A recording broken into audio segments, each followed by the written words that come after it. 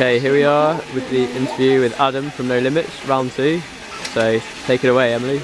Ironically, the camera packed out before the cinema did. If only it was powered by pedal power. If only, and then we wouldn't have this kind of problem. Yeah, exactly.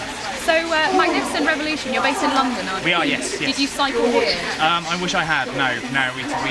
Sadly we got a van today. I suppose you do have an awful lot of kit. Yeah. No. Every so often we do need to go, submit and get a van.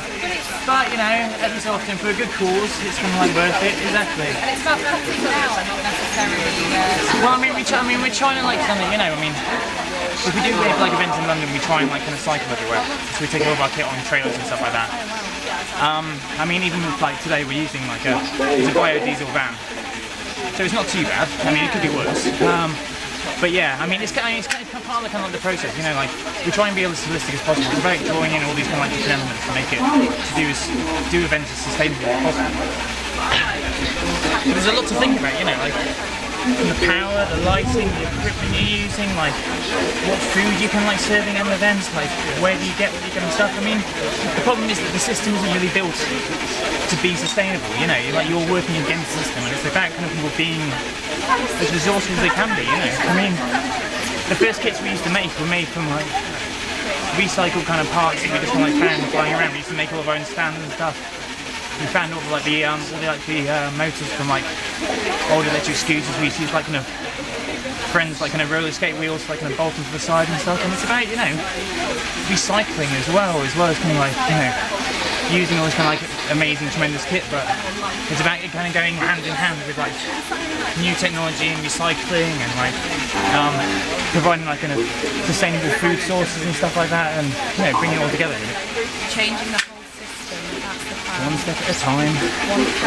One pedal at a time. Would it be possible to pedal power filming a film, do you think? Would that be possible, or is that still... It is, but you'd have to be...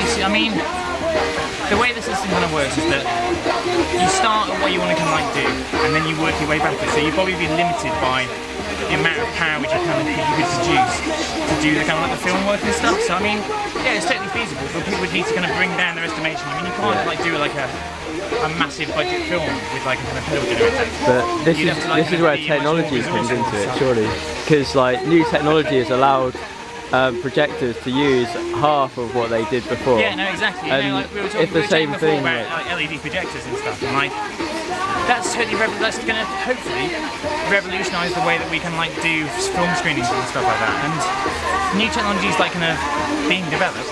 Just taking a while to catch up. These things this stuff should have been thought about 20 years ago, but it's only now being developed, and it's we're a couple of steps behind, really. So it's taking a little bit of time for the technology to catch up, but it's up to people like us to be aware of it, getting involved with it. Better late than never, exactly. Yeah. Exactly, but in terms of making things more sustainable, do you think technology will become cheaper and therefore more accessible to students and younger filmmakers?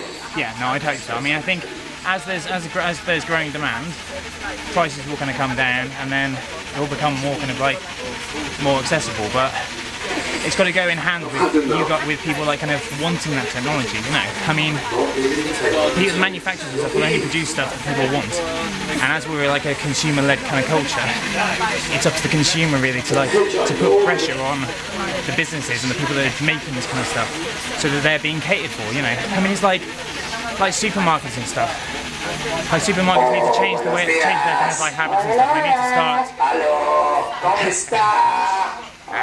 Yo te traino y tomo Oh, yo soy uno casante. Radio. We are peace. Why don't you learn English? What was I saying? Supermarkets, yeah. They'll only start changing their habits, and they'll start providing sustainable products and stuff when consumers start to ask for it. So it's a shame really, because you would have thought businesses should have a social conscience. They should they have the ability to change really quickly, which is something that people don't really have the ability to do. They're limited by financial kind of reasons and like kind of social kind of like perspectives and stuff like that. But business has the ability to like kind of change really quickly and to make really big changes and stuff. You know, like I mean, the majority of the CO2 emissions don't come from us; they come from businesses.